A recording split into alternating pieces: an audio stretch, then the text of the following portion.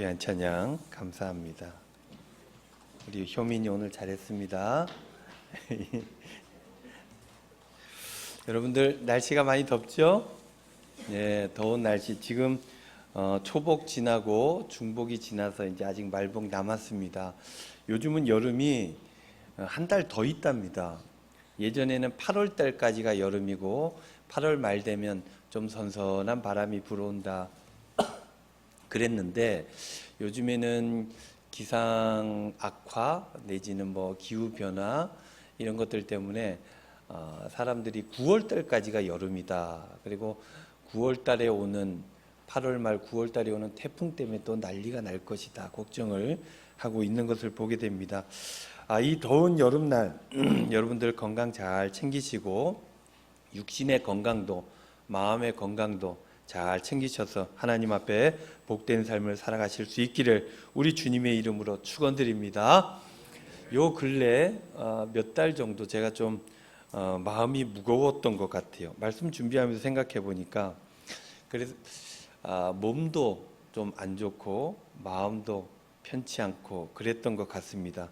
교회의 여러 가지 행정 문제 또 재정적인 문제 이런 것들이 어려움이 있으면 또 잘 넘겨야 되고 잘 풀어가야 될 책임이 있다 생각이 되어져서 생각도 많이 하고 기도도 많이 하고 장로님들과 상의도 많이 했었습니다. 그렇게 새벽마다 또 생각날 때마다 이곳 예배당에 올라와 가지고 기도했습니다. 열심히 기도하던 중에 지난주에 하나님께서 말씀을 하나 딱 기억나게 하셨어요. 그게 어떤 말씀인 거 아니? 오늘 본문 말씀입니다. 야고보서 1장 2절 말씀. 내 형제들아 너희가 여러 가지 시험을 당하거든 온전히 기쁘게 여기라. 이렇게 하시는 말씀. 이 말씀을 딱 마음에 주신 거예요. 시험을 당한다는 것 이게 뭡니까? 몸도 마음도 고생을 하는 것입니다. 고생하면서 어찌 기쁠까? 이 생각이 딱 드는 거예요. 하나님께서 말씀을 딱 주시면 아멘 하고 딱 받아야 되는데 딱 거부가 먼저 생기는 거죠. 하나님 힘든데 뭐 그렇게 기쁘겠습니까? 근데 이게 무슨 뜻일까? 말씀을 내가 좀 더 자세히 봐야 되겠다. 물론 야고보서의 상황들 이런 것들에 대한 이해가 없지는 않습니다만 좀 더 정확히 알고 싶었어요. 그래서 당장 내려가 가지고 WBC라고 하는 그 월드 비블리컬 커멘터리라고 하는 그 주석이 있어요. 그걸 이렇게 열어봤습니다. 열어서 오늘 본문 이 구절을 찾아봤어요. 이 시험이 뭘까? 이게 뭐길래 기쁘게 여기라고 하는 것일까? 찾아봤더니 이렇게 써져 있어요. 그대로 제가 옮겨와 봤습니다. 삶의 역경과 고난의 일부로서 인간이 감내해야 하는 시험이다. 그러니까 이 2절 말씀에 나오는 시험, 당하거든 기쁘게 여기라고 하는 그 시험이 무엇인 거 아니? 이 주석에는 삶의 역경과 고난의 일부로서 인간이 감내해야 하는 시험이다. 누구에게 특별히 있는 게 아니라 인간이라면 감내해야 되는 것이다. 이렇게 얘기를 하는 거예요. 그 내용을 구체적으로 이렇게 또 표현하고 있죠. 경제적, 사회적 불이익을 당하는 사람들인 신자들이 부딪히는 고난이라는 넓은 정의를 현재 구절에 부여하는 것이 가능하다라고 얘기하는 거예요. 그러니까 넓은 의미의 고난, 여러 가지 고난들 이런 것들을 이 1장 2절 말씀에 나오는 이 시험에 갖다가 대비시켜놔도 크게 문제가 없다라고 주석은 이야기하는 거예요. 당시 기독교인들은 초대교회에서는 고난을 당하는 것이 일상사였습니다. 시험 당하는 것이 일상사예요. 왜냐하면은 그들은 당시 그 사회 구조의 핵심에 들어가 있지 못하는 사람들이었어요. 왜냐하면 예수를 믿는다는 것만으로도 사회 저변으로 밀려나는 그런 일들이 많았기 때문입니다. 그래서 내가 믿는다라고 하는 것은 시험을 당할 것이다라는 것이 전제되어 있었다는 거예요. 그럼에도 불구하고 그 사람들은 예수 그리스도를 믿고 그 시험을 감당하기를 거부하지 않았다라는 것이 이 안에 포함되어 있는 것이죠. 그러니까 야고보서 1장에 나오는 시험, 즉 만나면 온전히 기쁘게 여겨야 하는 이 시험이라고 하는 것은 무엇이냐? 바로 역경, 고난 이런 것인데 그것이 경제적으로 힘든 것, 사회적으로, 행정적으로 문제가 되는 것, 이 모든 것들을 포함하게 된다라는 것입니다. 그러니까 제가 근래 고민하고 걱정하고 기도했던 것, 그것이 이 안에 포함된다라는 것을 주석을 통해서 확인하게 됐던 것입니다. 이렇게 어려움을 당하면, 재정 때문에, 행정 때문에 고민스러운 상황들이 생기면 어찌 기뻐할 수 있을까? 하나님 앞에 그럼에도 불구하고 질문을 던지게 되는데, 그런 거죠. 하나님, 뭐가 기쁩니까? 하나도 안 기쁩니다. 건강 상합니다. 문제가 있고 이거 어떡하란 말입니까 도대체? 여러분들도 그렇지 않습니까? 육신의 문제가 생기고 삶의 문제가 생기고 관계의 문제가 생기고 이러면은 기뻐할 수가 없어요. 힘든데, 몸이 힘든데, 고민스러운데, 고통스러운데 어찌 기뻐합니까? 방법을 찾아내야 되죠. 문제를 해결해야 됩니다. 그러니 어찌 기뻐할 수 있겠어요? 그래서 성경을 좀 더 구체적으로 봐야 되겠다. 어떤 맥락에서 이 얘기를 하시는가. 또 성경을 잘 읽어보게 되었습니다. 근데 야고보서에서 가장 첫 번째 말씀이 이것인데 1절 말씀 보면 이렇게 써져 있어요. 하나님과 주 예수 그리스도의 종 야고보는 흩어져 있는 12지파에게 문안하노라. 이렇게 인사말이 써져 있는 것이죠. 그러니까 야고보가 쓴 편지예요. 이 편지가 초대교회 당시 유대인들 중심으로 유대 개종자들을 중심으로 보내진 편지라고 봤을 때 여기에서 이렇게 쓰고 있는데 뭐라고 자기를 소개하냐면 예수 그리스도의 종이다. 그렇게 소개를 하고 있었어요. 여러분들 이 야고보서 쓴 사람이 야고보 아닙니까? 야고보가 누구예요? 성경에 보면은 12제자가 나옵니다. 12제자 중에 야고보가 여러분들 둘입니다. 하나는 세베대의 아들 야고보, 그리고 또 하나는 이게 조금 학자들 간에 논란이 없지 않아 조금 있습니다만 예수님의 동생 야고보가 있었던 것입니다. 뭐 이런저런 주장들이 많이 있지만 오늘 이 구절, 그러니까 야고보서를 쓴 사람은 세베대의 아들 야고보는 아닐 것이다 라고 학자들은 이야기하죠. 그러니까 예수님의 동생 야고보였다는 거예요. 이 야고보는 엄청난 권위를 가지고 있었습니다. 당시 이 편지를 쓸 때만 해도. 그러니까 예루살렘 교회에 가장 큰 권위를 가지고 있는 사람이 바로 이 야고보였다는 거예요. 여러분들 수제자가 누굽니까? 베드로예요. 베드로도 이 야고보에 대해서는 이제 갈라디아서 2장 말씀에 보면 좀 부담스러워했던 내용들이 나옵니다. 그러니까 베드로, 수제자 베드로도, 수장이었던 베드로도 부담스러워할 만한 권위를 가지고 있는 야고보였어요.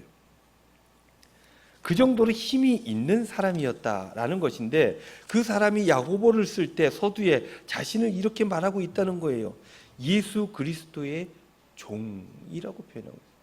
수장인데, 대단한 권력자인데 뭐라고 표현하냐면 나는 종입니다. 이렇게 얘기를 했다는 거예요. 당시 종이라고 하는 것은 주인에게 묶여있는 사람이죠.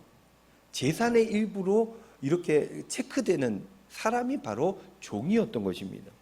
종에게는 그래서 책임이 없습니다. 종이 네가 책임져라 있을 수 없는 말이에요. 종에게는 그냥 미션이 있을 뿐입니다. 너 이렇게 해라. 예 주인님 하고 일을 할 뿐이지 종이 책임을 지지 않는다는 거예요.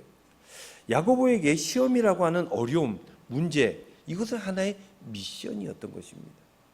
당시 이 고난을 당하고 있는 초대교회 그리스도인들에게 너희들 이것은 하나의 미션이다. 너희들이 책임지고 잘못됐을 때 너희 목숨을 걸어야 되는 그런 일이 아니다. 너희들에겐 책임이 없다.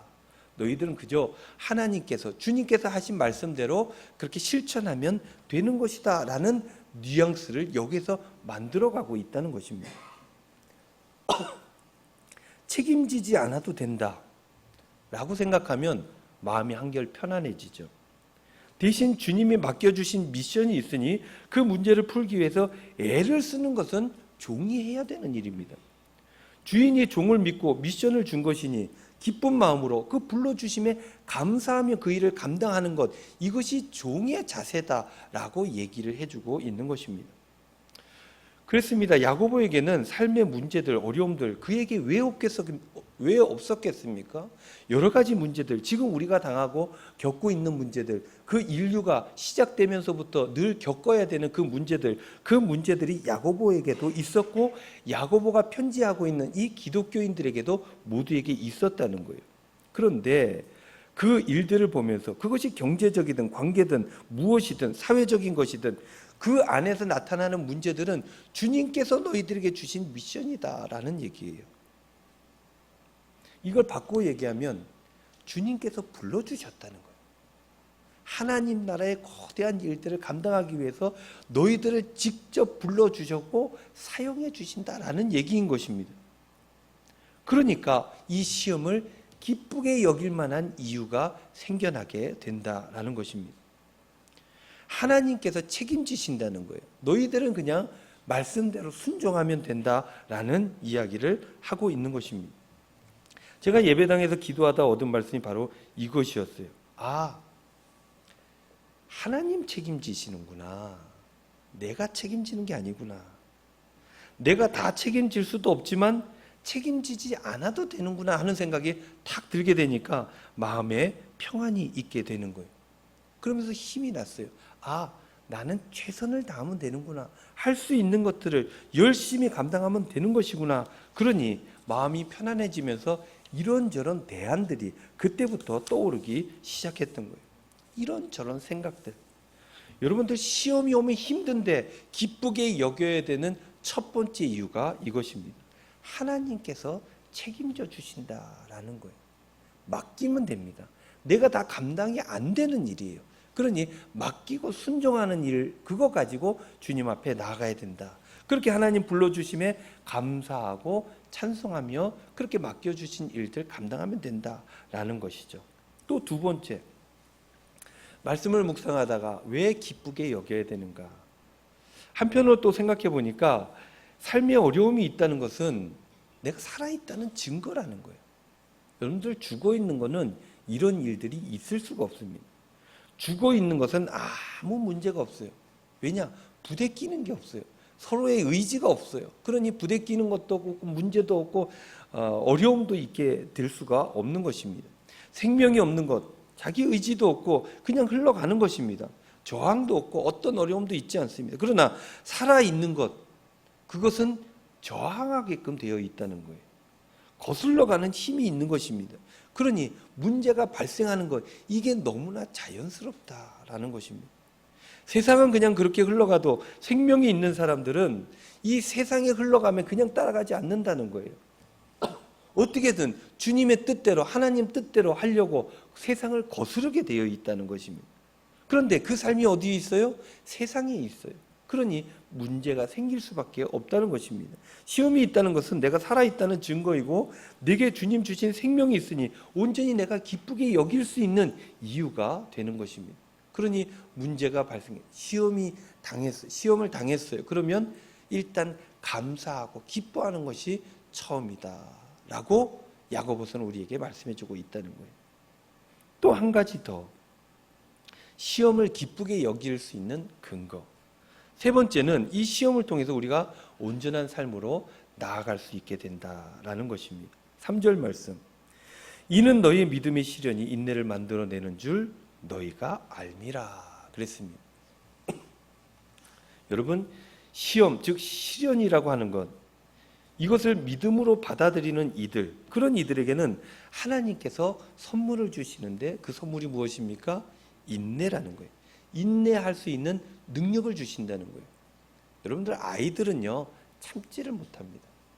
배가 고프면 우리 엄마가 요즘 바쁘시지, 조금 내가 참았다가 울어야 되겠다, 이렇게 아이들은 생각하지 않는다는 거예요. 지 배고프면 그냥 울기부터 시작하는 거예요. 지 마음대로 안 되면 난리가 나는 게 아이들입니다. 그러다가 젖이라도 물려주면 빵긋빵긋 웃는 게 아이들이라는 거예요. 그러나 이 아이들이 세상에 내어놔 보십시오. 못 살아요. 부모의 도움이 없이는 못 사는 것입니다. 그래서 이 아이가 성장할 이 세상에서 살아갈 수 있을 만큼 부모가 이 아이를 양육하는 거예요. 그러면서 이 아이가 뭘 배웁니까? 인내를 배우는 거예요. 참는 걸 배우는 거예요. 적기가 언제인지 이걸 배우게 되는 거예요. 그래서 이 마음의 근육들을 만들어가는 것입니다. 견딜 수 있도록 만들어가는 것입니다. 그 견딜 수 있는 이 마음의 근육이 생기면 그러면 세상에 나아가서 살아갈 수 있게 되는 거예요. 시련이란 바로 이런 것이다. 야고보서가 우리에게 알려주고 있죠. 감당할 수 있는 능력을 만들어주는 기회이다. 성숙하고 성장할 수 있는 기회이다. 그러니 우리의 삶에 어려움이 있다면 그러면 그것은 내가 성장하고 성숙하는 기회를 얻은 것이니 감사하구나라고 기뻐해야 된다라는 것입니다. 여러분들 운동하는 사람들 보면 막 근육이 울룩불룩한 사람도 있지 않습니까? 그런 사람들 보면 어떤 걸 해요? 근육을 키우기 위해서 고생을 합니다. 그걸 왜 저렇게 하나 모르겠는데 막 고생을 해요. 그리고 막 뿌듯해하고 예전에 요즘엔 그런 표현을 쓴대요. 몇 킬로 친다 그런데요. 치는 게 막 더 들고 하는 거래요. 더 들어야 되는, 막 보여줘야 되고 막 대단하답니다. 그런 일들 왜 합니까? 성장하기 위해서 하는 거예요. 스스로 감당하는 것입니다. 시련이란 바로 그런 것이다 라고 알려주고 있는 것입니다. 그런데요, 여러분, 이 말씀을 가만히 들어보면 여러분들 하나도 신기하거나 새로운 게 아니지 않습니까? 너무너무 당연한 과정이에요. 그런 어려움이, 훈련, 트레이닝이 있어야 힘을 쓰게 된다는 것입니다. 예수님께서 이 모든 것들을, 이 과정들을 삶으로 보여주셨다는 거예요. 예수님이라고 고난이 없었겠습니까? 삶에 엄청난 고난이 있었죠. 그리고 그것을 하나님께서 자신에게 맡겨주신 일로 그대로 받아들였습니다. 잔을 치우지 않았어요.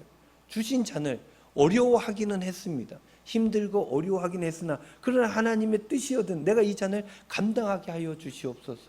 그렇게 기도하면서 십자가를 지신 분이 누구예요? 예수님입니다. 그렇게 하나님 뜻대로 감당했더니 죽은 자 가운데서 3일 만에 부활하셨습니다. 빌립보서를 보면 하나님 우편에 앉게 하셨다 이렇게 기록이 되어져 있어요. 영광의 자리를 허락해 주셨다라는 것입니다.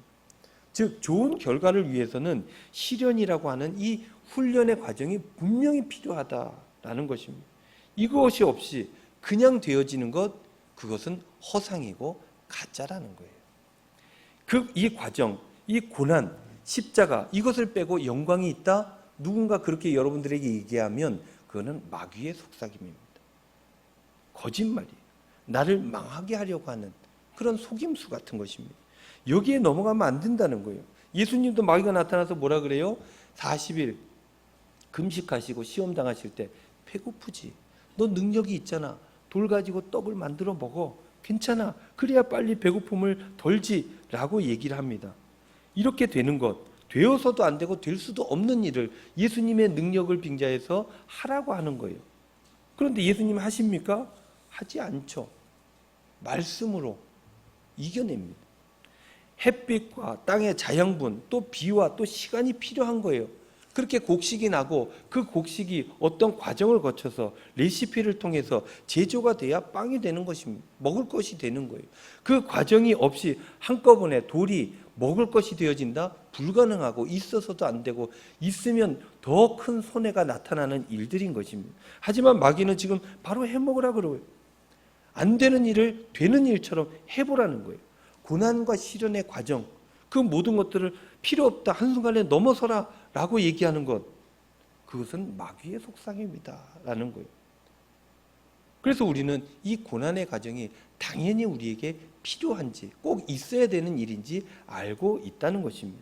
고난이 있어야 성숙이 있고 성장이 있고 영광이 있고 고난이 있어야 생명이 있게 된다라는 것, 우리가 너무너무 잘 아는 일이에요.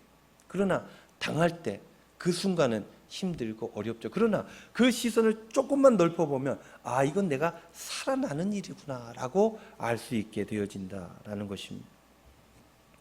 예전에 제가 한번 드린 말씀 같은데요. 저는 복권을 사지 않습니다. 왜 안 사는지 아십니까? 될까 봐. 꼭 사면 될 것 같아요.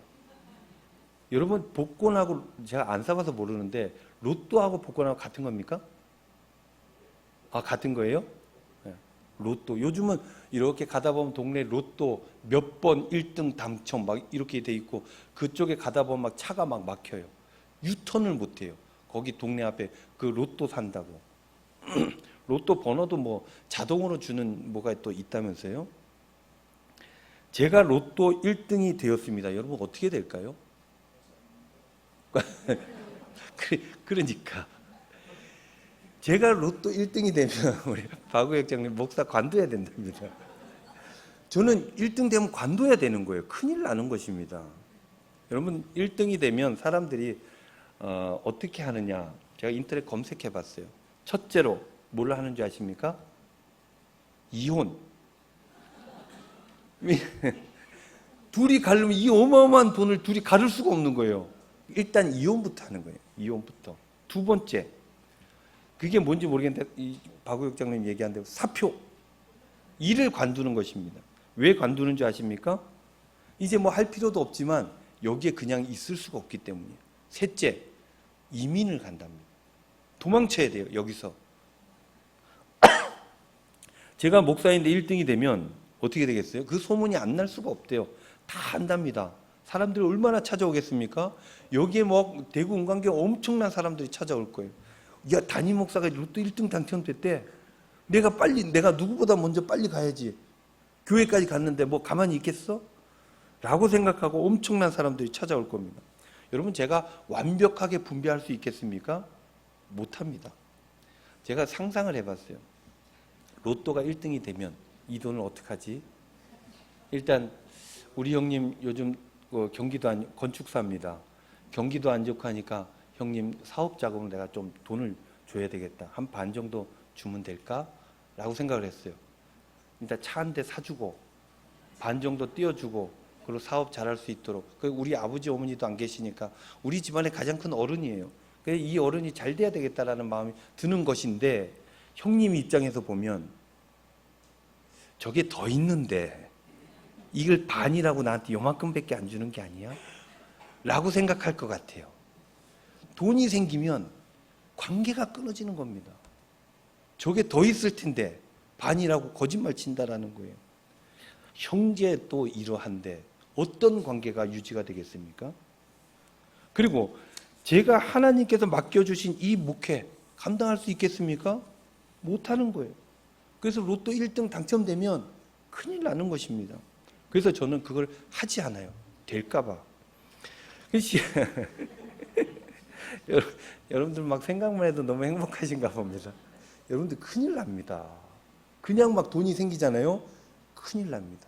만약 여러분들에게 누군가 뭐 어떤 일이 있어서 큰 돈이 생겼다? 그거 빨리 없애버려야 됩니다. 그걸 가지고 있으면 큰일 나게 되는 거예요. 시련을 통해, 시험을 통해 얻는 영광, 이게 진짜지 아무것도 없이 뭐가 생긴다? 망하는 길이라는 거예요. 바꿔 얘기하면 시련이 있으면 영광이 주어질 기회를 얻었다는 것입니다. 자격이 주어지는 거예요. 그리고 그것을 감당하다 보면 능력을 받게 되는 것입니다. 하나님 앞에 더욱더 온전하게 서게 되는 거예요. 이러한 시련은 그래서 좋은 것이다라고 생각해야 된다라는 것입니다. 이러한 시련, 영광이 될 것이라는 기대와 소망을 갖게 하니 기뻐할 수 있게 된다. 그러니 너희들 시련을 당하거든 기뻐해야 된다라고 얘기하는 거예요. 그런데요, 여러분들 경제적으로 어렵다 보면 별 생각이 다 드는 거예요. 오늘 이 말씀 만나기 전에 예전에 한 장로님하고 목양시에서 이런저런 얘기하다가 로또를 살까요? 로또가 당첨되면 돈이 팍 생길 텐데 그럼 교회에 이렇게 쓰면 안 되겠습니까? 그런 얘기를 누군가 하셨어요. 지난주 말씀이 기억나실지 모르겠습니다. 산을 바라보는 얘기인데 창세기 13장 말씀이 아브람 롯 얘기잖아요. 근데 그 앞장에 보면 12장에 이런 말씀이 있어요. 창세기 12장 4절 말씀. 이에 아브람이 여호와의 말씀을 따라갔고 롯도 그와 함께 갔으며 아브람이 하란을 떠날 때에 75세였더라. 그리고 지난주 읽었던 말씀이기도 한데 창세기 13장 5절 말씀에 보면 이런 말씀이 있어요. 아브람이 일행 롯도 양과 소와 장막이 있으므로. 이 말씀을 보면서 롯도가 자꾸 마음에 드는 거예요. 롯도 양과 소와 장막이 있으므로. 롯도 그와 함께 갔으며. 하나님께서 나에게 로또를 허락하시려나.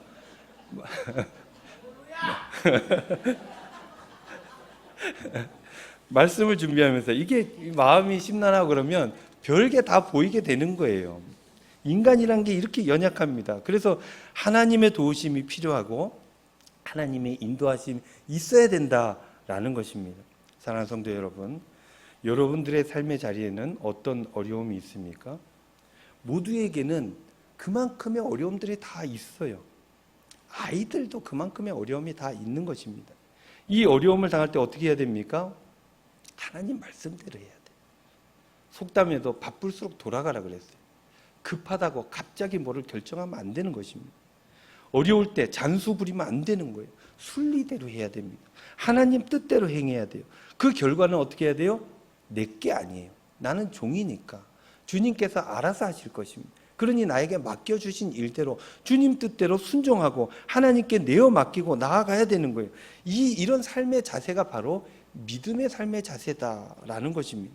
야고보는 서두에서 첫 번째 주제로 시련 이런 것들을 말하고 있는데 이 주제를 다룰 때 어떻게 결론을 내리는지 살펴보면 5절 말씀에 이렇게 적고 있어요. 너희 중에 누구든지 지혜가 부족하거든 모든 사람에게 후히 주시고 꾸짖지 아니하시는 하나님께 구하라 그리하면 주시리라 그랬습니다. 시련을 당한 자에게 필요한 게 뭐예요? 지혜라는 것입니다. 지혜롭게 행해야 되는데 이 지혜 어떻게 구합니까? 하나님께 나아가야 된다는 거예요. 하나님께 구해야 하는 것입니다. 사람에게 구하면 안 된다는 거예요. 사람을 의지하면 안 된다는 것입니다. 그런데 이 지혜 어떻게 이 지혜가 무엇입니까? 야고보서 1장 6절 말씀에 보면 오직 믿음으로 구하고 조금도 의심하지 말라. 의심하는 자는 마치 바람에 밀려 요동하는 바다 물결 같으니 그랬어요. 이 지혜는 하나님께서 주실 줄로 믿고 구하는 것인데 이 지혜는 믿음으로부터 온다는 것입니다. 하나님께로부터. 근데 이 지혜, 믿음을 갖지 못하면 이 바다의 풍랑과 같이 왔다 갔다 하게 된다는 거예요. 이랬다 저랬다. 마치 바람에 밀려 요동하는 바다 물결 같다 그랬어요. 그러니 힘들 때 지혜가 필요한데 그 지혜는 하나님께로부터 오고 그 하나님께로 오는 그 지혜를 얻기 위해서는 하나님에 대한 믿음이 있어야 된다는 거예요. 이 믿음이 없으면 왔다 갔다 하게 되고 잘 되는 일이 없다. 성공하지 못하게 된다. 그래서 야고보 1장 7절 8절 말씀에 보면 이렇게 마무리를 짓고 있습니다. 같이 한번 읽어볼까요? 이런 사람 시작. 이런 사람은 무엇이든지 주께 얻기를 생각하지 말라. 두 마음을 품어 모든 일에 정함이 없는 자로다. 아멘. 이것저것 생각하면 안 된다는 거예요. 힘들 때, 진짜 어려울 때, 어찌해야 될지 모를 때 주님 앞에 나아가야 되고 주님의 뜻을 찾아야 되고 그분에게 내어 맡겨야 된다는 거예요. 그러면 일이 되는 것이고 그렇지 못하고 세상에 한 걸음 그리고 주님께 한 걸음 왔다 갔다 하는 사람들은 어떤 것이든지 주께 얻을 생각을 하지 말라는 것입니다. 안 되는 일이다라는 거예요. 사랑하는 성도 여러분, 어려움이 있습니까? 여러분 삶의 자리에 말 못할 시험거리가 있습니까? 하나님께 지혜를 구하시고 믿음으로 할 수 있는 일들을 감당하시기를 바랍니다. 그러면 하나님께서 책임져 주세요. 그리고 여러분들을 선한 길로 이끌어 주실 줄로 믿습니다. 이러한 믿음으로 삶의 자리에서 승리하시는 저와 여러분들 다 되시기를 우리 주님의 이름으로 축원드립니다.